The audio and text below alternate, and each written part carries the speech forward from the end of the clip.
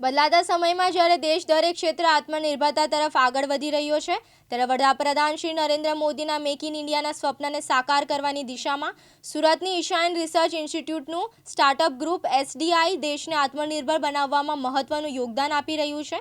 સુરતના 6 યુવાનો સહિત 10 વ્યક્તિઓની ટીમ દ્વારા ઇલેક્ટ્રોનિક બાઇક માટે સ્વદેશી હાર્ડવેર અને સોફ્ટવેર વિકસાવાયું છે. તેમજ રાજ્ય અને કેન્દ્ર સરકારના પ્રોત્સાહનથી તેઓ દુનિયાની સૌથી કાર્યક્ષમ ઇલેક્ટ્રિક વાહનોની ટેકનોલોજી પર કામ કરી રહ્યા છે. નોંધનીય છે કે સિનેક્રોન્સ drives and invest private limited દેશના સૌથી ઓછા અને ગુજરાતના માત્ર 3 સ્ટાર્ટઅપમાંથી એક છે, જેને ઇન્ડિયા સેમિકન્ડક્ટર મિશન હેઠળ લાભ મળ્યો છે. તેમણે ઈવી ઓપરેટિંગ સિસ્ટમ માટેનું દુનિયાની સૌથી ઝડપી સોફ્ટવેર તેમજ રેર અર્થ ફ્રી દુર્લભ મેગ્નેટ વગરની મોટર માટેનું સોફ્ટવેર પણ વિકસાવ્યું છે.